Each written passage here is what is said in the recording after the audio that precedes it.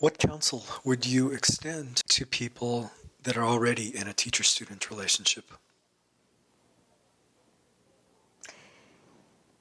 Well, if it's going well, then rejoice. And if it's going badly, then ask yourself why. Whether this is truly the Lama's skillful means, or whether the problem is that the teacher has problems, or whether you have problems which the teacher cannot deal with.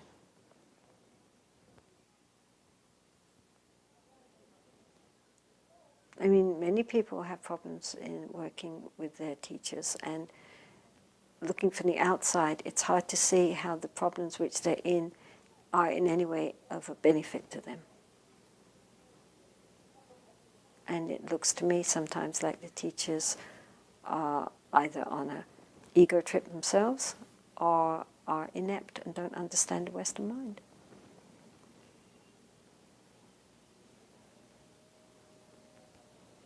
I mean, I don't think we should be too, what's the word? Too,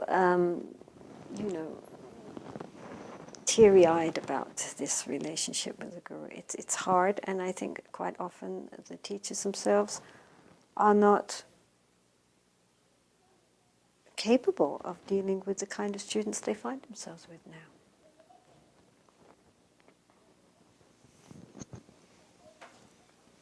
Are we more defiled these days?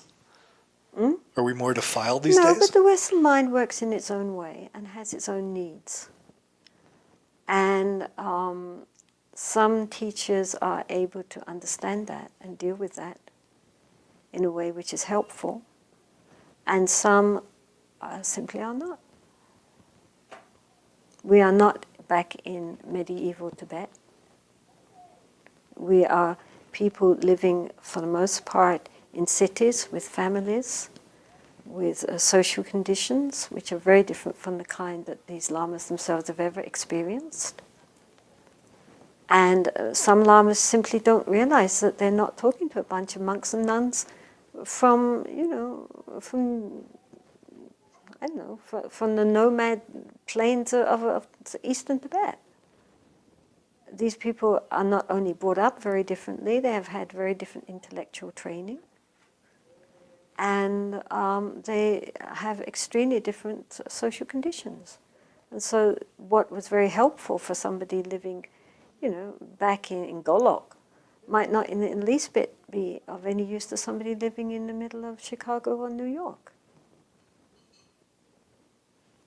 And the kind of unquestioning obedience which is demanded by some lamas,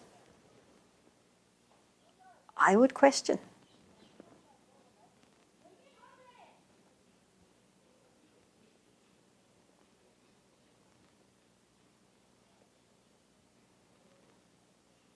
My own lama, as time went on, when I said, Rinpoche, what should I do? Should I do this or should I do that? He would say, well, what do you want to do? And then I would say, well, I was thinking to do so and so. And either he'd go, do you really want to do that? Which meant, no, don't bother.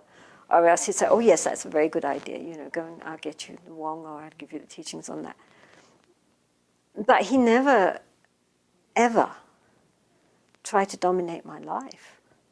He was bringing me up to make my own decisions and listen to my own wisdom mind, like a good mother would. A good mother doesn't spend her life trying to make her children dependent on mother. She, in the beginning, needs to take care of them because they can't take care of themselves, but as soon as possible, she begins to let them have as much liberty as they feel they need, even while she's keeping an eye out, even when they're small.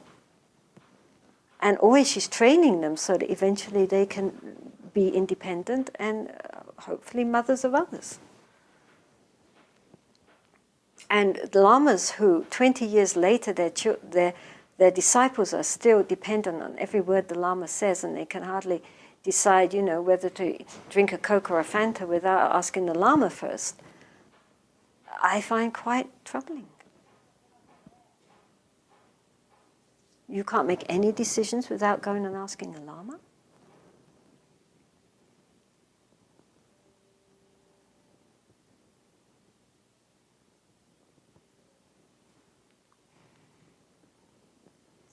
So, I don't think personally that